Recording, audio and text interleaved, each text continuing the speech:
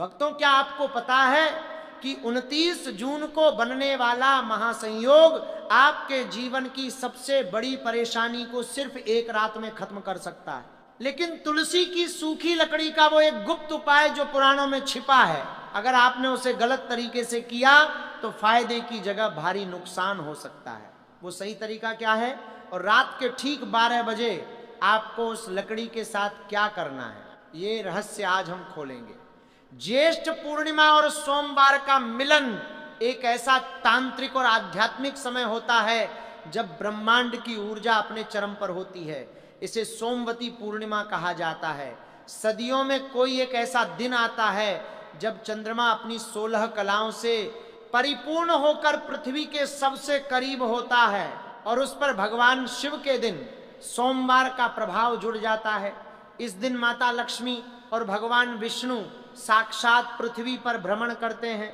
लेकिन आज हम जिस रहस्य की बात कर रहे हैं वो कोई सामान्य पूजा पाठ नहीं है, ये वो गुप्त प्रयोग है जिसे हमारे ऋषि मुनि युगों पहले अपने आश्रमों में किया करते थे। आप सोच रहे होंगे कि सूखी लकड़ी में ऐसा क्या खास हो सकता है।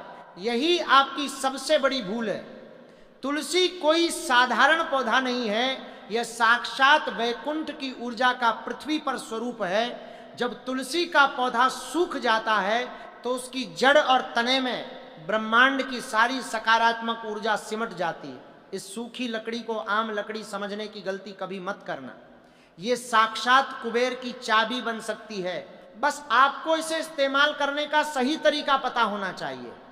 मैं आपको वो तरीका बताऊंगा, लेकिन उससे पहले एक ऐसी बात जानना जरूरी है जिसे सुने बिना अगर आपने ये उपाय किया तो आपका सारा प्रयास मिट्टी में मिल जाएगा।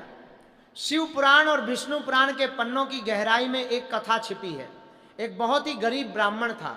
उसके घर में इतनी दरिद्रता थी कि कई बार उसे और उसके परिवार को भूखे पेट सोना पड़ता था। उसकी पीड़ा इतनी बड़ी थी कि वो हर दिन भगवान से मृत्यु मांगता था। एक दिन एक सिद्ध अघोरी साधु उसके द्वार पर आए। ब्राह्मण ने अपने हिस्से का सूखा भोजन उस साधु को खिला दिया। साधु ने प्रसन्न होकर उसे ज्येष्ठ पूर्णिमा की रात का एक रहस्य बताया। साधु ने कहा कि जब चंद्रमा पूरा खिल जाए तब तुलसी के पौधे के पास जाना, लेकिन ध्यान रहे तुम्हें किसी भी हरी तुलसी को नहीं तोड़ना है। जो लकड़ी खुद टूटकर नीचे गिर गई हो या जो पौधा पूरी तरह सूख चुका हो, केवल उसी का उपयोग करना है। हरी तुलसी को तोड़ना महापाप है, इससे लक्ष्मी रुष्ट हो जाती हैं। ब्राह्मण ने उस अघोरी के बताए अनुसार ठीक वैसा ही किया। उसने वो सूखी लकड़ी उठाई और रात के अंधेरे में वो गुप्त अनुष्ठान किया। आप हैरान रह जाएंगे कि अगली पूर्णिमा आने से पहले उस ब्राह्मण के जीवन से सारी दरिद्रता जड़ से खत्म हो गई। वो कथा आज भी हमें बताती है कि प्रकृति के पास हमारी हर समस्या का समाधान है, बस हमें उस शक्ति को जगाना आना चाहिए। अब ध्यान से सुनिए, क्योंकि अब हम उस रहस्यमयी प्रक्रिया में प्रवेश कर रहे हैं जिसे आपको 29 जून की रात को करना है। आप अपने मन में उस सबसे बड़ी परेशानी को सोच लीजिए जो आपको रातों को सोने नहीं देती, चाहे वो पैसों की कमी हो, कर्ज का बोझ हो या घर में चल रहा क्लेश हो। अब इस उपाय को बिल्कुल वैसे ही सुनना जैसे मैं बता रहा हूं। सबसे पहले आपको दिन के समय ही एक सूखी तुलसी की लकड़ी का इंतजाम कर लेना है।